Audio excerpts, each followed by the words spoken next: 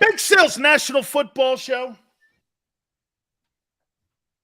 Hit the like button. You think Chicago made a mistake moving out of the top spot? Who do you want to build your football team around? Justin Fields or Bryce Young? Look at the decision they made there. They made the decision to move out of one. What if that guy goes on? And it's not like Chicago has been quarterback heavens when it comes to evaluating that position. They've been terrible at it. Who do you feel comfortable building your offense around? Justin Fields or a guy who can actually throw the ball? Chicago's already made that decision. Carolina's in the top spot. Just asking. I want to show you here a little bit about decision making. Okay? Fields needs weapons. Fields needs to learn how to throw the ball. I said this when he was in college. He's not a very good thrower of the football. The difference between him and Lamar Jackson won the Heisman Trophy. That guy and he led the NFL in touchdown passes. Phil Simms came out a couple days ago and said, that guy can throw the ball better than you think he can.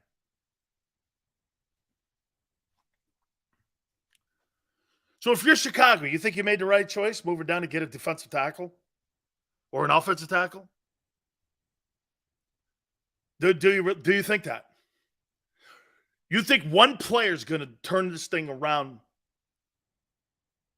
for Justin Fields in Chicago? He has no chance of success up there. It's not because the player's not working hard at it. I think he is. I think he actually got a little better. But he's in Chicago. He's in Chicago. Since when does Chicago develop quarterbacks or know what they're doing with them?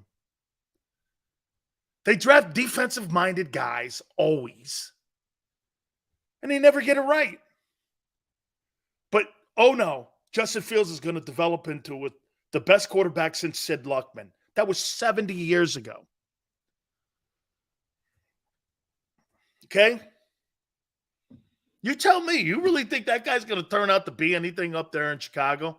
His best chances are going somewhere else and hope that he lands in a place like San Francisco maybe, or you get to a place where a quarterback coach can maybe take care of you a little bit better and develop you into something. You got no shot up there. Matt Eberflus is going to turn Justin Fields into a superstar quarterback.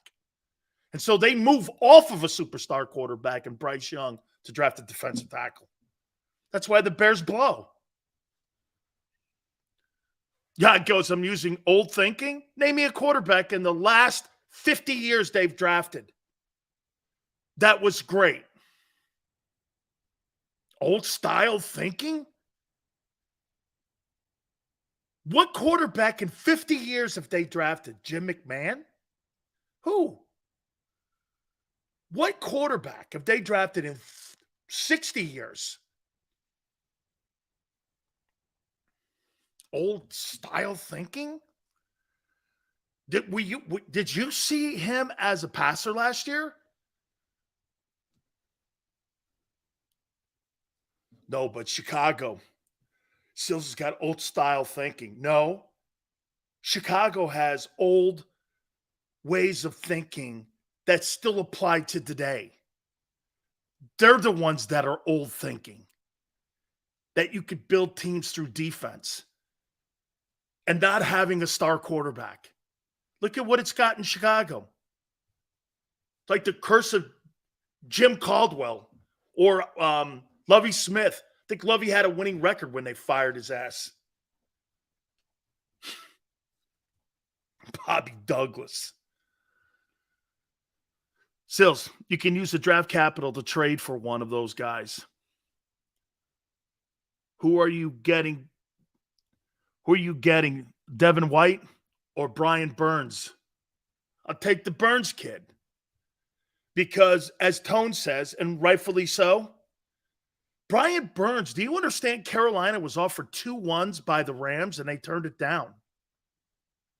The Rams turned 2 ones down for him. Or Carolina did, excuse me. They turned 2 ones from the Rams down.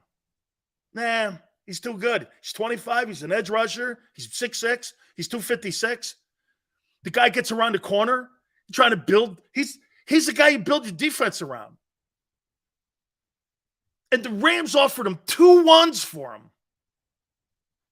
Yeah, that's right, picking edge rusher over middle linebacker every day because it's a premium position. However, it would have to be somebody like Brian Burns. I'm not taking Josh Sweat over Devin White. You wouldn't, would you? You wouldn't take Josh Sweat over Devin White, would you?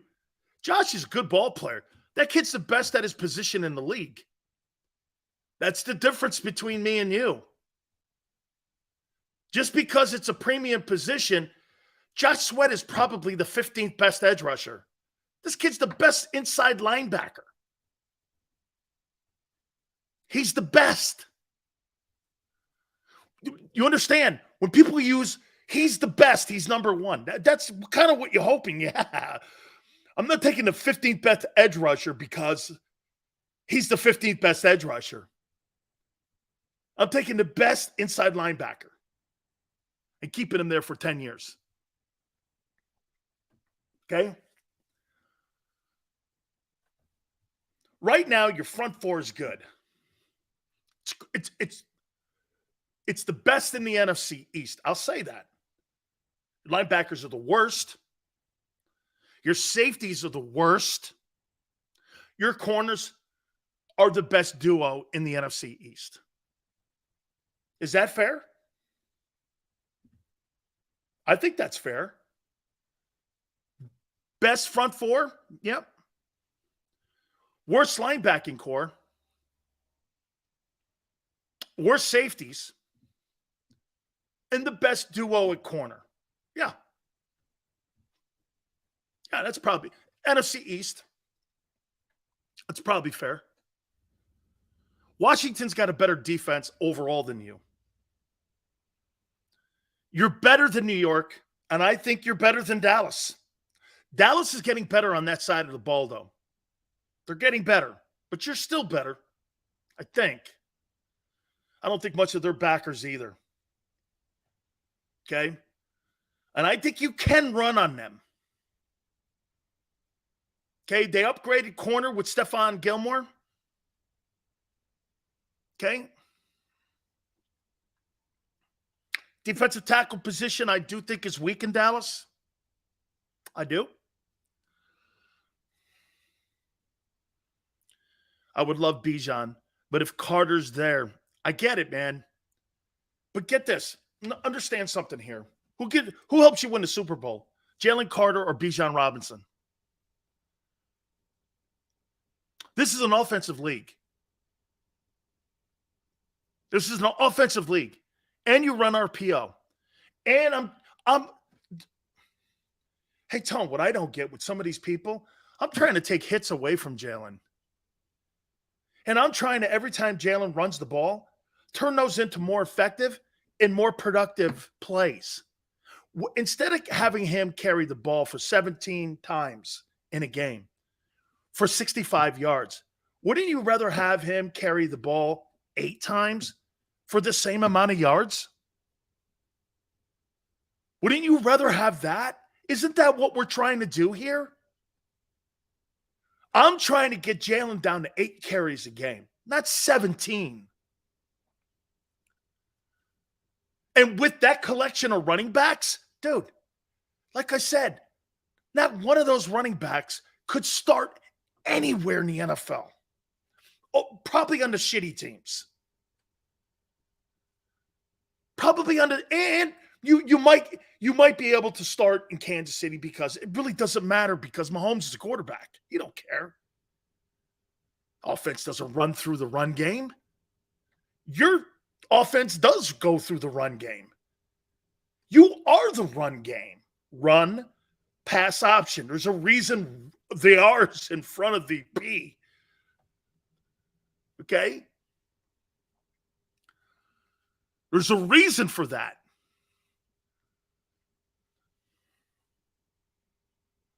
You say this is an offensive league, but we didn't win the Super Bowl because of our defense.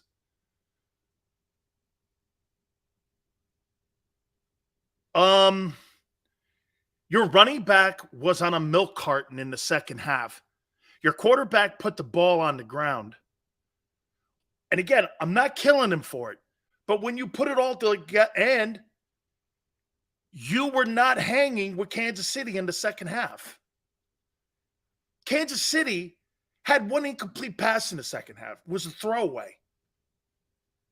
You couldn't stop them. And how many points were you ahead? They came back and beat you. All right, let's go here. Is it time to start looking for Lane Johnson's replacement? Okay.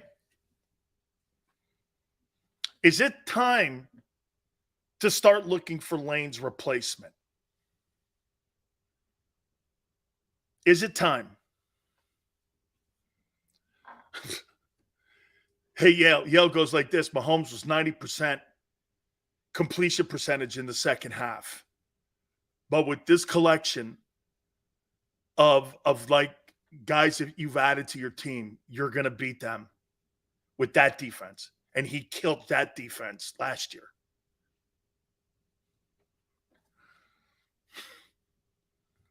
All guys who teams moved on from that are now in Philly. All the upgrades that are now in Philly. It's like the land of misfit toys. You're better, though, now. Is it time to move on? No. Let me stop there. No way in the world would I ever want to move on from Lane. I want Lane to play as long as he wants. But is it time to start looking? How old is Lane Johnson? Is he 32? He seems to be playing a long time. 32? Okay. He's 31. Okay. How many more years do you think he has? How many years? 33, Jeremiah? How many years do you think Lane Johnson has? Can you play until you're 35 at the level that he's playing at? Shit, man, I'd even be more apt to do something like this. Put him at guard, slide him down.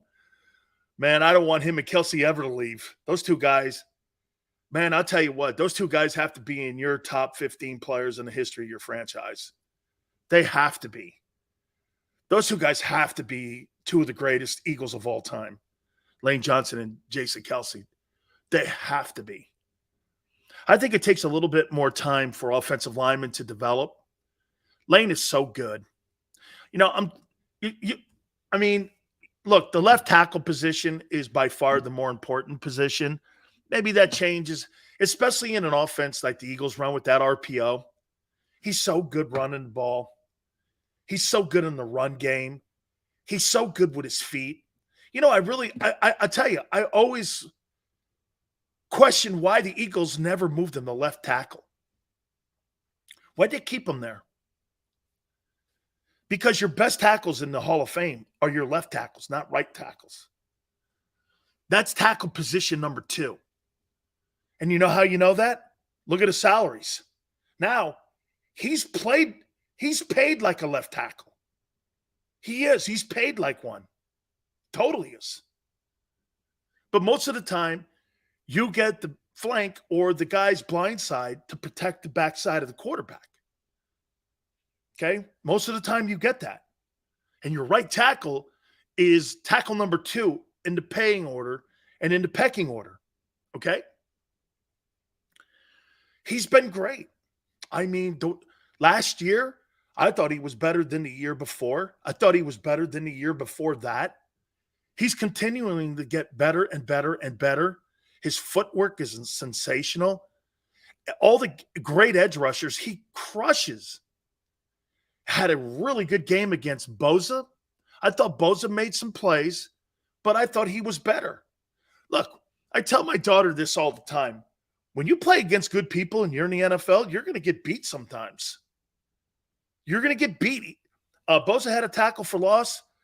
It was first initially called a sack. Then they took that away as a TFL because he had a TFL in that NFC title game. And it was on him. However, I mean, out of 10 plays, he beat him 7. Okay? He beat him 7. He's a spectacular football player.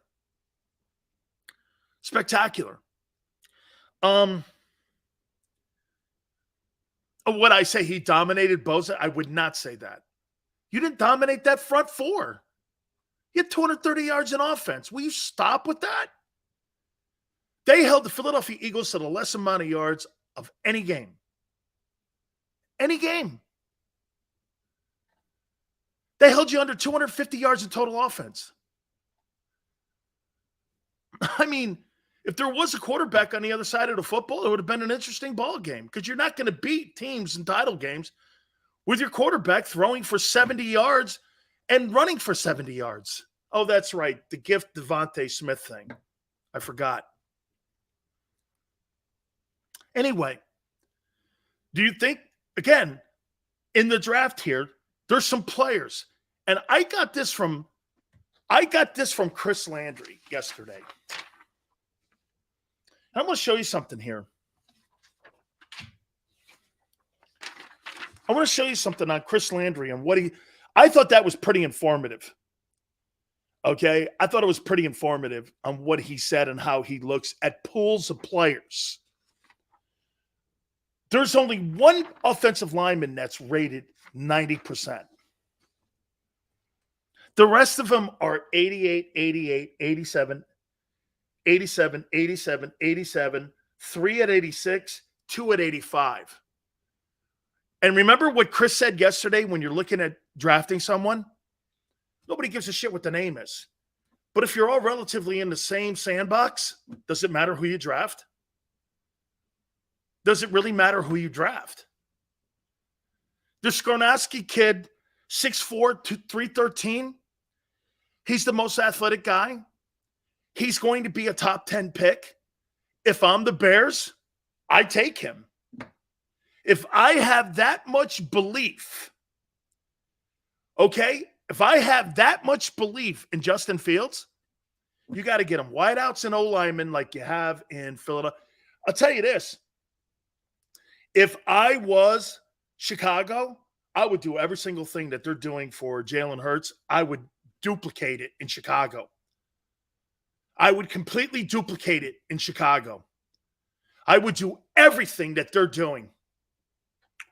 Okay? You might want to get the kid Paris because, again, you know, he's at Ohio State. You got a chance to see him come up to Chicago a couple times and watch him play. I'm sure the Bears sent scouts over. If I'm Chicago, everything that they're doing in Philadelphia for Jalen, man, I'm going to duplicate that. Remember, the NFL is a copycat league. I am doing every single thing that the Eagles are doing for Hurts for Justin Fields. And let's just see where the chips fall. Okay? This kid Skornowski can go up and down the line of scrimmage except for center. I like the versatility. Okay? 10th pick. I think, how many years do you think Lane has? 4? Do you think Lane's got 4? I'm not taking an offensive lineman at 10 when Lane Johnson's got 4 years and I've got the left side of my line completely intact for the next 10 years. I've got the center already addressed, right? The right guard position, I'm going to show you where maybe you can get something here and a ladder round. How many years do you think Lane's got? 5? He's 33. Could he play till he's 38 at a high level? Probably. Is a linebacker duo you like in the NFL, or do they not make those anymore? I probably would say San Francisco has a pretty good group of linebackers. I would say San Francisco. They're not bad, but Warner covers everything. But hey, Eagle Way, the one thing that Jalen did that I thought was sensational in that game, he turned a 4-5 Fred Warner into a 4-9 Fred Warner because he froze him the entire game with that RPO.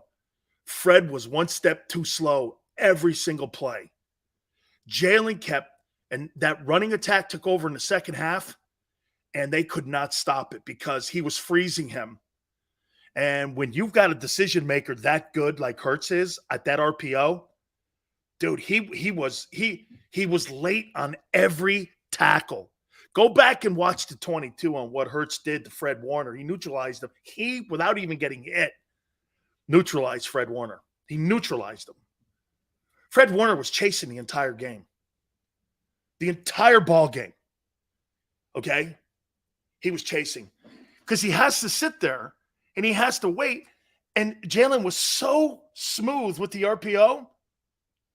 He didn't know what he was going to do, and he'd walk him down the line of scrimmage. Fred's got to stay there. You know, you either come up or you're dropping coverage. He kept him there the whole time. And he kept him on his back shoulder. Brilliant way, man. He was just so good. Okay? He just was so good at that. Okay? They were chasing. By the end of the game, they were chasing. Okay? They were chasing because Hurts was such a good player.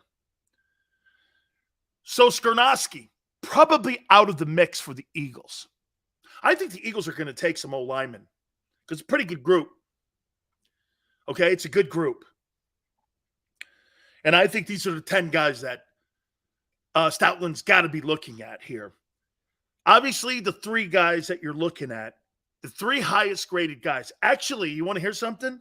The kid from Georgia, Broderick Jones and Paris Johnson, are both, according to Chris and other scouts, 88 ranked. So they're both. So if you get one or the other, one played at Ohio State, the other one played at Georgia. 166, 165.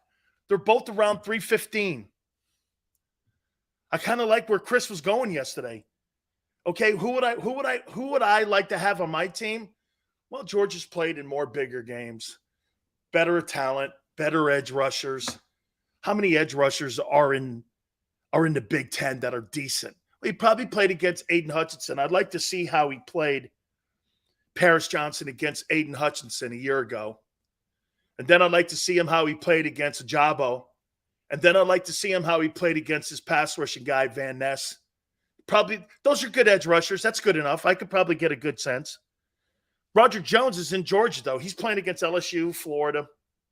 He's playing against Alabama, Will Anderson, all these guys. So he's probably playing against a better group of dudes. So between those 2 guys, I think it's the interview and it's a coin toss. Would the Eagles look at one of these guys maybe at 30? Would you draft Paris Johnson? Paris Johnson, I think, gets drafted 15th. I think this Jones kid probably gets drafted in the 20s. But if they happen to go down and they're around 30, that's a total win for the Philadelphia Eagles. Because then you slide this guy Jones down to offensive guard. Dude, you got a 6'5", 325-pound offensive lineman next to Lane Johnson at 6'5", and he's lined up in between Kelce and Johnson. Shit, man. There's your heir apparent to Lane Johnson, Broderick Jones, moving him over to right tackle. It's a win. And you don't overdraft. This kid from the Gators, Osiris Torrance, 87. Now we're starting to get down into the 20s into the draft. We're getting closer to the 30th pick. Okay? Would I take him at 30?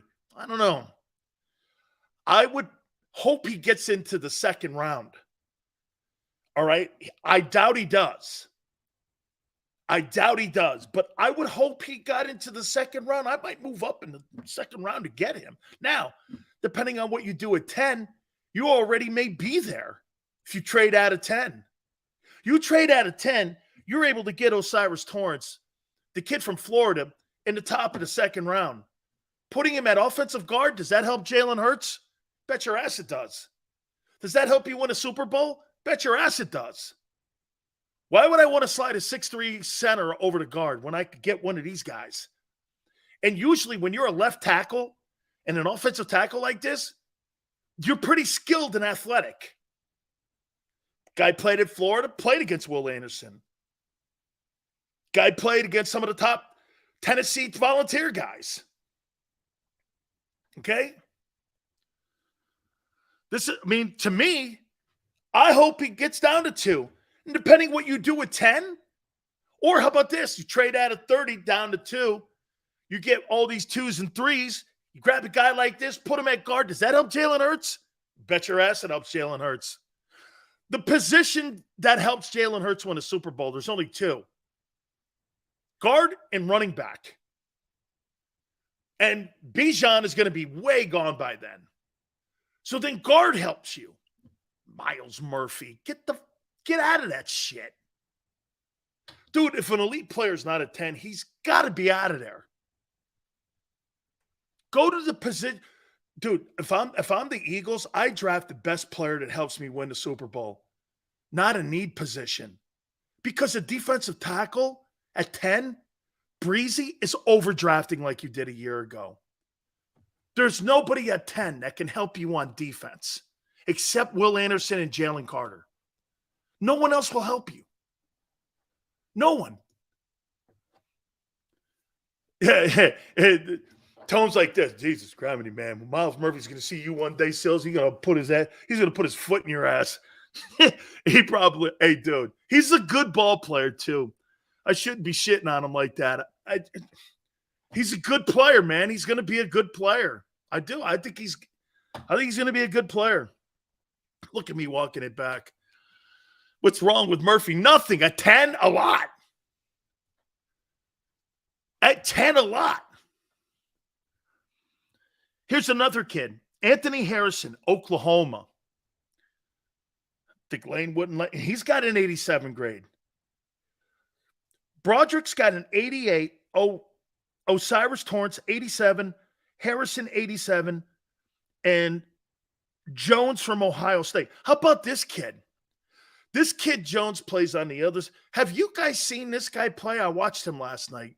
And get this. Chris Landry goes, watch this guy. Sills, what do you think? So I'm watching this kid. I'm watching this kid Jones from Ohio State. He's 6'8", 375. 6'8", 375. You'd have another Jordan Mailata on your line. So you'd go 6'8", 6'5", 6'3", 6'8", 6'5". Does that help Jalen Hurts win the Super Bowl? Again, you're not in a rebuild. 6'8", 6'5", 6'3", 6'8", 6'5". And you got Hurts back there. Does that help you win the Super Bowl? Does that improve your offense? And then get this. You would have 4 dudes ready to take the baton as they go into the next decade with Mailata, Dickerson, Jurgensen, and Jones from Ohio State. And Jeff Stoutland as the orchestrator. I don't know if they'd be the best O-line in Eagle history, but they'd be the biggest. Dude, that Toledo's going to scream. You put another – Milato's like 6'8" too, right? Yeah. DeJuan Jones. He's too big to play guard. No, you're missing the point. He's more athletic than a guard. Too big. He's too athletic. And then what you do, as Lane fades into the sunset, you move him to right tackle. And you make that transition with him, and you put him at right tackle. So you can do the transition using him as you're going through the transition, instead of having guys sit on the sidelines chewing ice like you did Cam Jurgens a year ago. Don't you see that? You're developing the kid while he's playing for the position he's going to eventually take. And have the versatility to play guard and center in case something happens or something goes sideways. Dude, you put that kid there. Here's another kid, the kid from Tennessee. I watched him last night. I think this guy's pretty good. He has a little bit of Jordan Mailata in him. Sometimes you can get him on the second move. Darnell Wright, Tennessee, 6'6", 333, 86th grade. Those are big grades. Those are second-round grades. And with certain teams, you might want to take him in the bottom of the first round. Don't be shocked if some of these guys go in round one. So does Darnell Wright help you win the Super Bowl? Here, watch this. Darnell Wright at 86th grade helps you more than Myles Murphy or Nolan Smith winning a Super Bowl.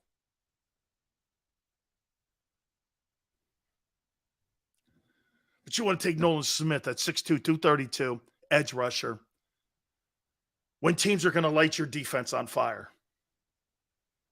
Instead, you could put an offensive lineman in there and have a 15, 18-play drive and keep your defense off the field.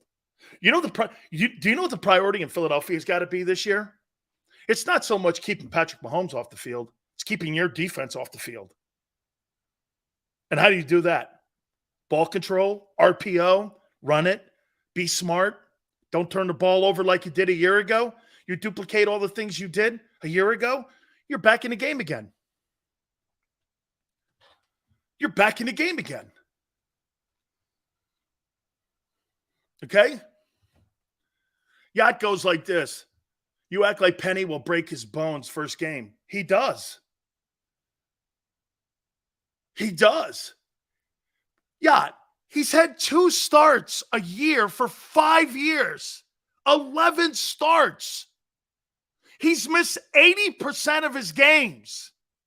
What are you talking about? The chances of him getting hurt in game 1 are better than him playing 8 games. Do you understand that? See, Yacht thinks they signed something he's a bust. You signed a bunch of people who were bust. And he's one of them. He's got a lot of talent. Okay, well, welcome to the NFL. Welcome to the NFL. But part of that is you got to play, don't you? Or no? Hey, Sills, this guy's a really good. He's an upgrade. Here, most people that listen to us right now are probably going, he's an upgrade to Miles Sanders. He's not. He's an upgrade to Miles Sanders. Holy shit, are you out of your tree? He's an upgrade to Miles Sanders. Excuse me a little bit on the internet here, but he's an upgrade. Where do you see that?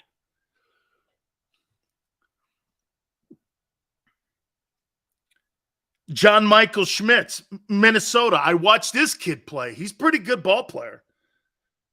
All these guys can help you win. I think Howie's going to take one of these guys. I think he'd probably take him in the top 3 rounds. And here, do we agree? Do we agree with this? Okay. Do we agree that Howie's going to take an O-lineman in the top 3 picks? No, I mean the top 3 rounds. Do we agree? He'll take an O-lineman in the top 3 rounds. Somewhere in there. That's what they're great at. This is what they're great at. Why would you not want to do that when you're spectacular at picking O-linemen? Why would I go away from that and draft linebackers and DBs when I suck at that? And I know that position helps Herbst in development and gives us the best chance of winning. I'm going to say this about Cam Jurgens. That'll be an experiment, moving him over to right guard. That'll be an experiment. And he's not that big.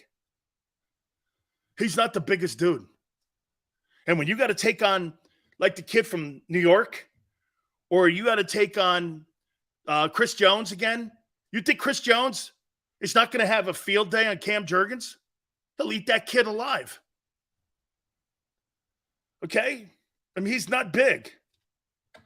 You put one of these horses in there, and he was a left tackle, which means he's a better athlete. Remember, left tackles. Hey, what makes the Eagle line so great is both your bookend tackles are awesome athletes. Usually your right tackle is not that great an athlete. He's excellent. The left tackle's an excellent athlete.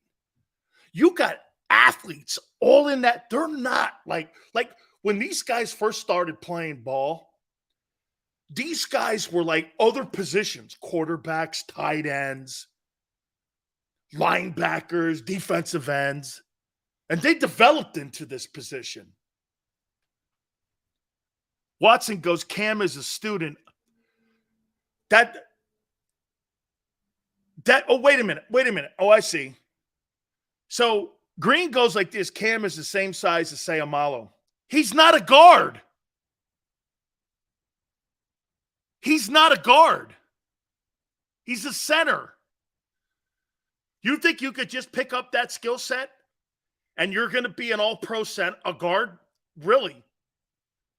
You don't think Howie would have wanted to have him beat out Sayamalo, knowing full well he was going to be a free agent, and put him in there if he was better or good enough? You miss how they did this. So you just let Sayamalo go thinking that you're going to put Cam Jurgens over there, plug and play. It doesn't work like that. It doesn't work like that.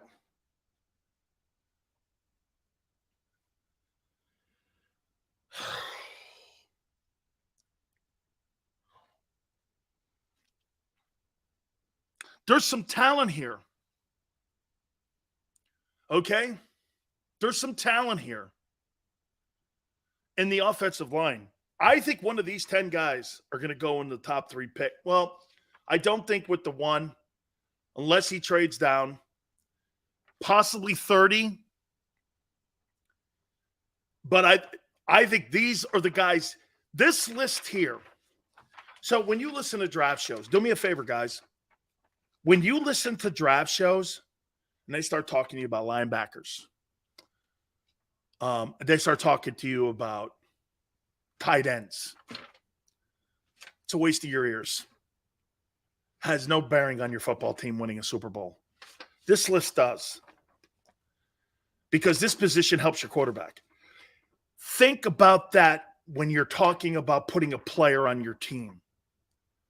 Now, if you're the Texans, you got a lot of players you got to put on your team. Okay? You got to put a lot into your roster. But when you're the Eagles and you're this close, think about positions that help Hurts win the Super Bowl. There's a reason you're paying this guy $50 million. Talking to me about a freaking edge rusher from Clemson. Doesn't do it. It doesn't do it. Get a guard, Bijan, Carter, Anderson. That helps you win. If you don't land on any of those guys, end of the day, it'll be a nothing draft again, as always. And Howie will have to go into making trades like he did a year ago. Because you got nothing out of your draft last year. And if you know what was the biggest thing you got out of your draft last year? Was A.J. Brown. not a player that you drafted. You got nothing from it. There's still question. Look, we're going into year 2, and there's still question marks on all 3 of those top 3 picks. All 3 of them. Well, Sills, we had a pretty good team last year. Don't do that.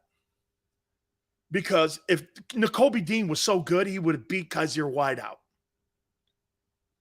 If Jordan Davis was so good, no one would be concerned in saying things, and no one would give a shit about Javon Hargrave being gone because he would have filled the bill. He was drafted because they knew Hargrave would be gone. Well, they're still questioning, and now you're still talking about taking a defensive tackle at 10 if Carter's there. Just think about that.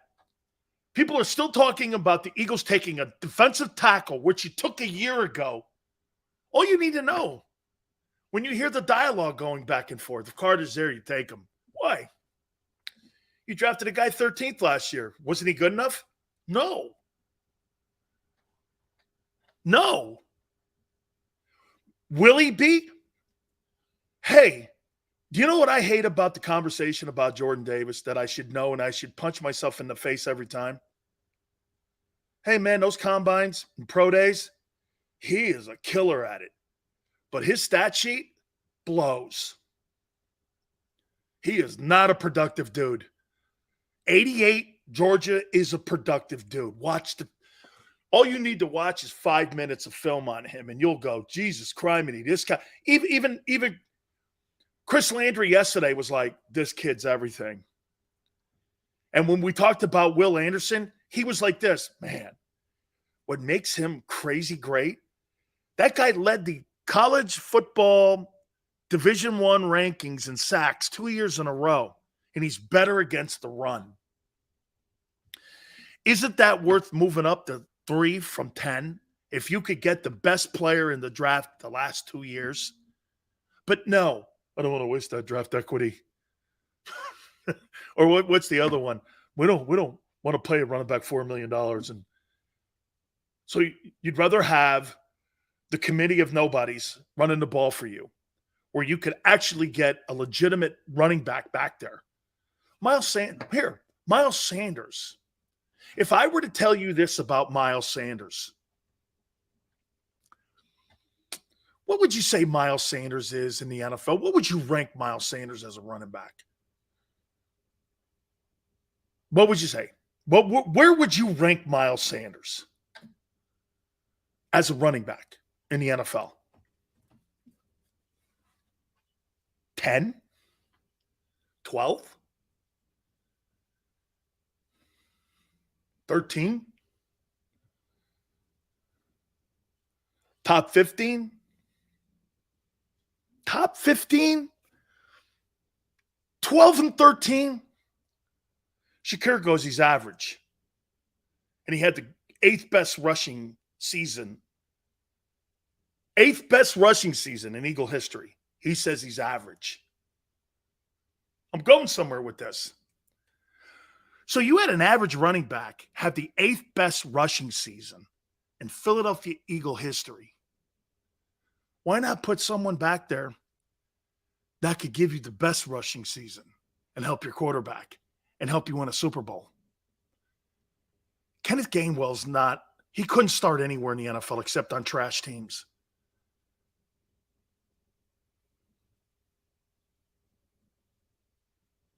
He couldn't, because he would be relied on to carry the ball more. Can you imagine if you had a running back to have to carry the ball 275 on the Eagle team, and Jalen Hurts, like I said a couple minutes ago, only had to carry the ball 8 times a game? Man, you take the pounding away from him, you increase productivity, his passing probably improves even more. You're more feared because you have a legitimate back there. Get this. Would this not be the case? You would have the top 3 players at every offensive skilled position in the NFC. Wide receiver, tight end, running back, and the best O-line. Well, the Eagles don't want to spend that money on backs. I don't get that. I don't get that. We're talking about a player away. Are we not? And the best quarterback. Yeah. In the NFC. Absolutely. But you want to take an edge rusher. See how that doesn't make sense? Then again, the Eagle draft history doesn't make sense. That's why it's kind of confusing. The Eagles' success is not built on the draft. Should we use the draft picks to trade for players that are free agents or stay with the draft? Why would you stay with something you're not good at? Do look, trade a draft choice to get CJ. Trade a draft choice to get A.J. Brown. Make a trade for Darius Slay.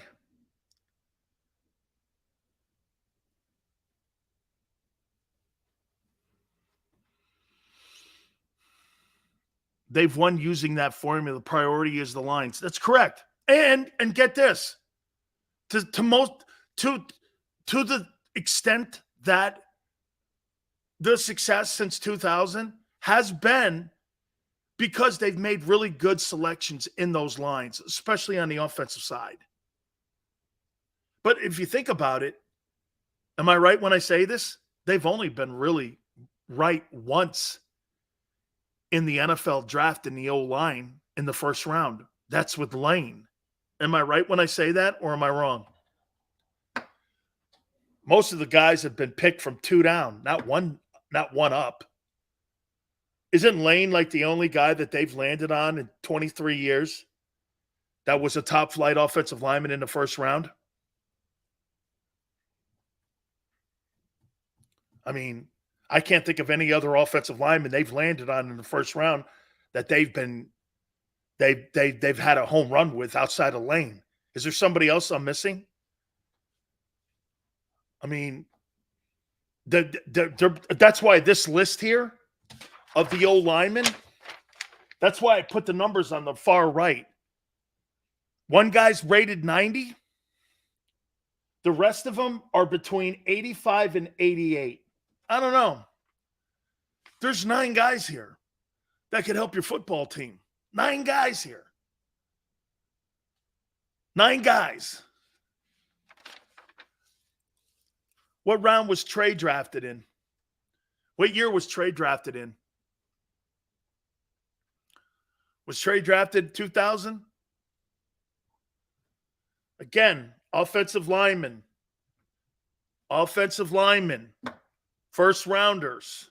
How many have they drafted? They've had more success in latter round, which is, hey, dude. That's why here, this is telling you that they're going to take guys.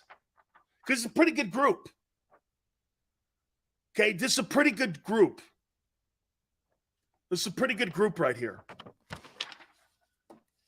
Between the edge rushers and the O-line, the edge rushers and O-line, it's good. Even the edge rushers had good ratings. All the way down to the kid Hall from Auburn. Chris is like, these are pretty strong positions.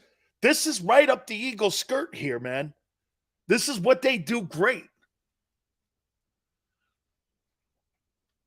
How many other teams have? We have a higher percentage. Offensive linemen drafted by Philadelphia, current and former, are the highest paid overall.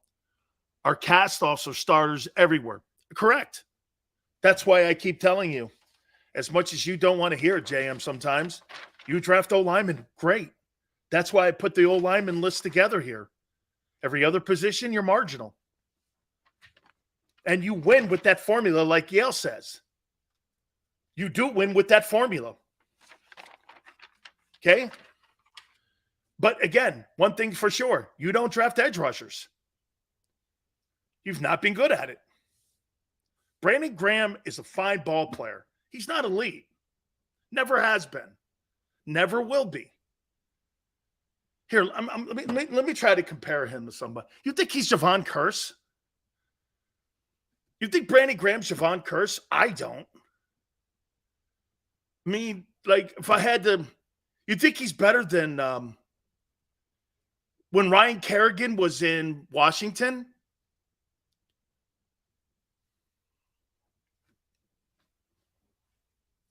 What is Derek? Is Brandon Graham better than Ryan Kerrigan Redskins?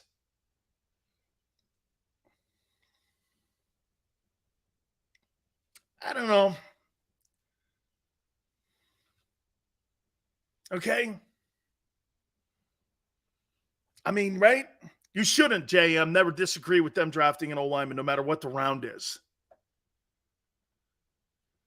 You know, Yale, he does, he's productive.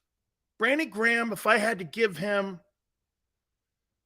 what kind of career I thought NFL versus the rest of the league, hey, look, he's a really great Eagle. Not saying he's not. But if I had to go like this, Brandon Graham as an NFL end in his time,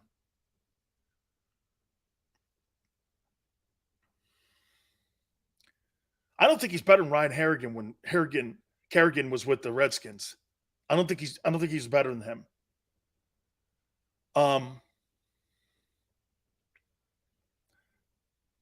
Leonard Marshall? You guys remember Leonard Marshall from the Giants?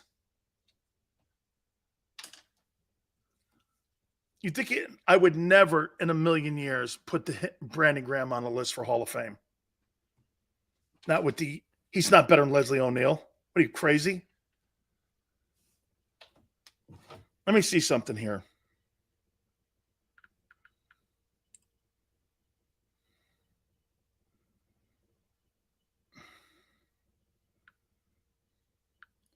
How many sacks does Brandon Graham have in his career? 70 sacks. Not happening. I wouldn't even think about putting him on the list for the other 15 voters for the Hall of Fame. He's been a really good ball player, though. He has. But he's not been an elite player. Eagle Hall of Fame, for sure. Made huge plays, contributions to the success, absolutely. Should he get a green jacket? Absolutely. Is he a Hall of Fame community man? Absolutely. All of that is true. But this is not the Hall of Okay. It's the Hall of Fame. Now, Brandon Graham versus Jason Taylor.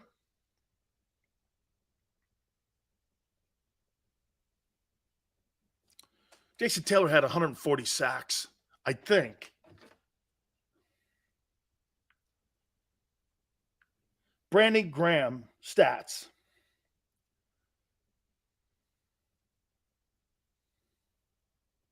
He's had one double-digit sack year in his entire career. That's not going to cut it. That won't cut it. Again, I don't want to sound like that. He was a fine ball player.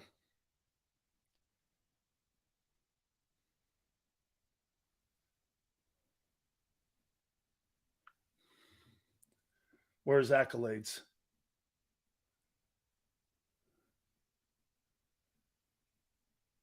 Pro Bowl, one Pro Bowl.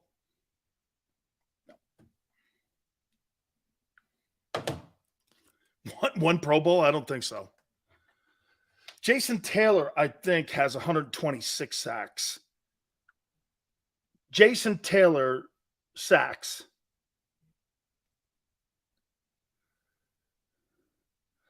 I wasn't a huge fan of his, but he's got 140 sacks. He's got 140 sacks, Jason Taylor. Wow. 140 sacks. He doubles Brandon Graham. And I personally looked at Jason Taylor and went, oh, man, is he better than Leslie O'Neal? I don't know. He's certainly not better than Gastineau. Gastineau's a 2-time NFL Defensive Player of the Year. Had a sack in every game he played in. I mean, you heard Rick Gosselin on. I mean, guy's one of the greatest sack, and he's got 7 Pro Bowls. Fletcher Cox is close. I'd feel more apt to put Fletcher on a list than I would with Brandon. Fletcher's the better player. Better career. How many sacks does Fletcher Cox have? 65 sacks for an interior lineman. How many sacks does Sapp have? How many career sacks does Warren Sapp have? 96. Fletcher can get that to 80, maybe 90 if he continues to play.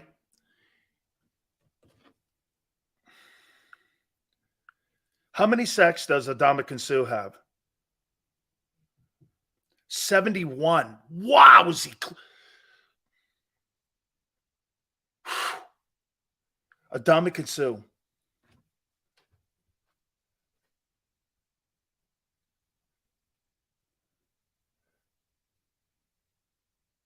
Huh.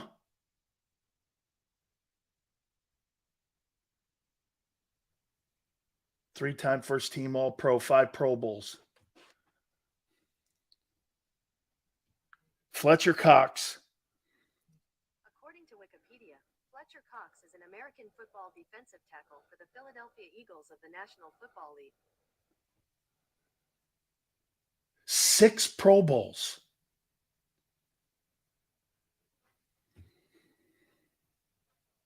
I never thought Fletcher had a better career than Ndamukong Suh. I never thought that. But he has. Can't be. Ndamukong Suh.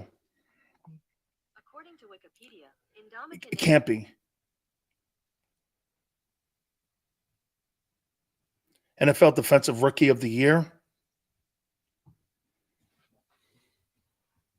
I'm very shocked. I'm very shocked. Fletcher Cox might get into the Pro Football Hall of Fame. Yeah, if he gets that number up near 80, if Suh gets that number up near, you know what? Jason Cole's coming on with us. He's got a new book out. Jason is a Hall of Fame voter. I'm going to ask him. Boy, I'm telling you, I'm pretty shocked. He's a border. Yeah. I'll tell you what, I would debate him because I thought Suh was the better player. That's not what it says. Suh's got one more or 1.5 a sack more than Fletcher. And Fletcher's got one more Pro Bowl than him. I always thought Ndamukong Suh was the better player. The second team All-Pro, hold any weight? Yeah, because you know what it does? Tone just asked the second team. You know what? You know why it holds weight for me, at least when I'm thinking about putting guys on the list for the voters? Is because a lot of it is also politics. And if you're in the conversation with the top 3 line defensive tackles every year, then you know, depending on who those 3 are, if they're Sapp, Aaron Donald, and Fletcher Cox, or Ndamukong Suh, those are guys who are being considered for the Hall of Fame. Like if John Randall and Warren Sapp are in the same conversation, and say Cortez Kennedy finishes second one year, are you going to hold second place All-Pro against Cortez Kennedy because John Randall and Sapp are there too, having better years maybe that particular year? Those were all great guys. So again, to me, I look at the second team and go, well, who's in his era that you would? And Fletcher has had. This is a great debate.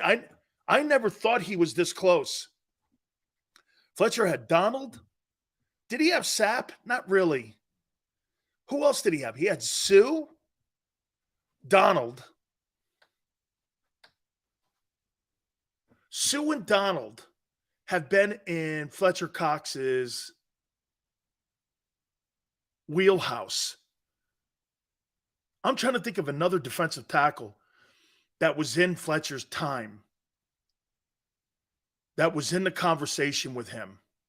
Sacks, playing the run.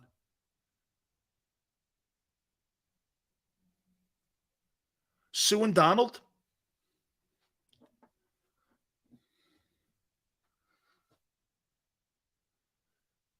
Okay.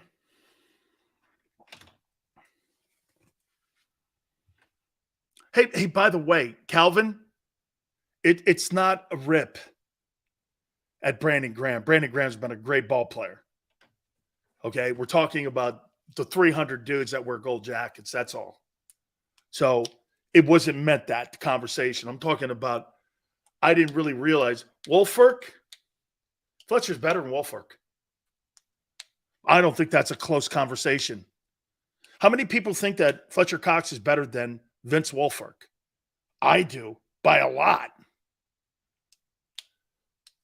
By a lot. And the only reason that I think he gets a conversation is because he's got 3 Super Bowl rings. Fletcher Cox is a better ball player than Vince Wolfirk. I think he is. Watson end. Okay? I got to take a timeout. Jason's got a new book out, but I want to ask him about Fletcher Cox. Because, again, he's one of the guys I put the Hall of Fame list for. And he has a chip, and he got 2 NFC championships. Fletcher's better than Cortez Kennedy. Must have missed when he won the Defensive Player of the Year. I must have missed that one. Hour 3. Keep it here on the National Football Show.